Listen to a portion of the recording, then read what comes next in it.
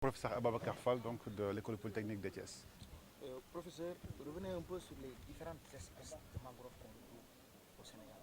Alors au Sénégal, en fait, on trouve beaucoup de, quelques espèces, on va dire. En fait, l'Afrique de l'Ouest, c'est globalement une zone qui est très pauvre en espèces. On l'a dit tout à l'heure, le professeur Diaw l'a montré dans son exposé, autour de 4 à 8 espèces de mangroves que nous avons. Et c'est ça aussi en fait que nous avons au Sénégal. On a donc des rhizophora, on a aussi donc des avicennia.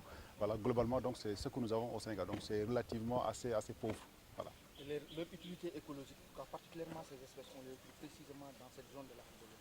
Alors, l'utilité écologique en fait, des mangroves aujourd'hui ne pose plus aucune question. Aujourd'hui, en fait, le professeur André vous a dit tout à l'heure, c'est des écosystèmes en fait, extrêmement importants, à la fois pour la nature, mais aussi pour les populations et les communautés qui vivent autour.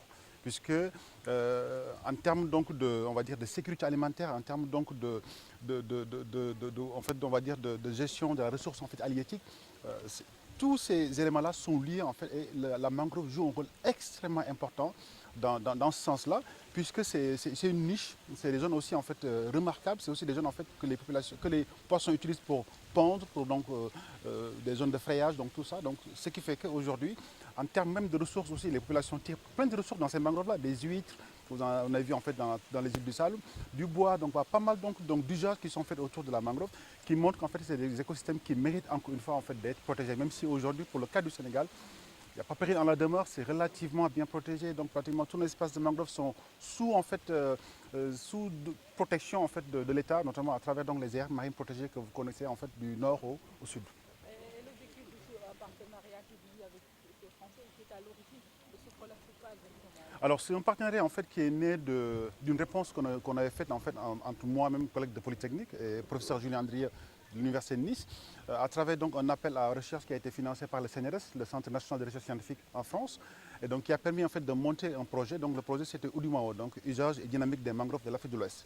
Et donc dans ce projet-là, en fait, comme il a dit tout à l'heure, l'idée c'était de voir aujourd'hui comment on pourrait arriver en fait à faire de sorte que tous les chercheurs qui travaillent sur la mangrove, qu'on arrive en fait à développer des méthodologies et des résultats en fait, voilà, qui vont permettre de meilleures prises de décision. Parce qu'aujourd'hui, ce que nous voyons, c'est qu'il y a pas mal d'études qui sont faites dans les mêmes zones, avec les mêmes images, avec les mêmes thématiques, avec des résultats très différents. Donc il y a des problèmes qui se posent à ce niveau-là. Donc raison pour laquelle, en fait, un des premiers résultats, c'est d'abord ce colloque-là, qui a regroupé tous les chercheurs qui travaillent au niveau donc, de la télévision et appliquée au mangrove, pour voir ensemble en fait, comment on peut arriver à l'issue de ce colloque-là, à donc accorder en fait nos outils pour essayer donc d'avoir en fait plus tard donc des résultats beaucoup plus performants qui vont permettre en fait aux décideurs, quand ils vont prendre les décisions, d'avoir en fait donc on va dire donc des décisions extrêmement pertinentes à la fois pour les écosystèmes mais aussi pour les communautés qui vivent en fait dans ces écosystèmes-là. En termes de moyens, quelles sont les disponibilités au niveau du Sénégal, notamment en matière de surveillance satellitaire ou bien de détection?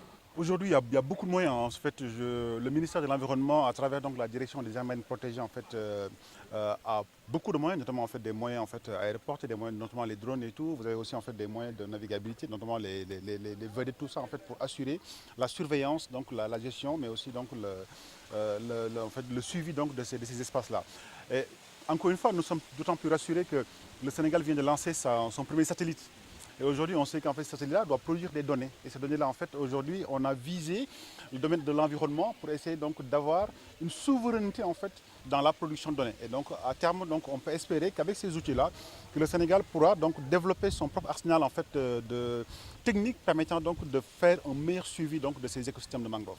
Est-ce qu'il y a une base de données disponible sur la cartographie des mangroves à l'échelle nationale? Oui, il y a une cartographie qui est disponible parce qu'en fait, l'ASPG, comme le Sénégal numérique SA, en fait, le plan national géomatique, le GICC, en fait, ont travaillé pour la mise en place au Sénégal en fait, d'un géoportail qui aujourd'hui en fait, rassemble pas mal de données en fait, liées sur l'environnement, sur l'habitat, sur l'aménagement du territoire donc, au Sénégal. Donc aujourd'hui, en fait, il n'y a pas de... Des chiffres exacts? Je ne pourrais pas vous dire exactement les chiffres, mais en fait, on a quand même pas mal de données en fait, à ce niveau-là.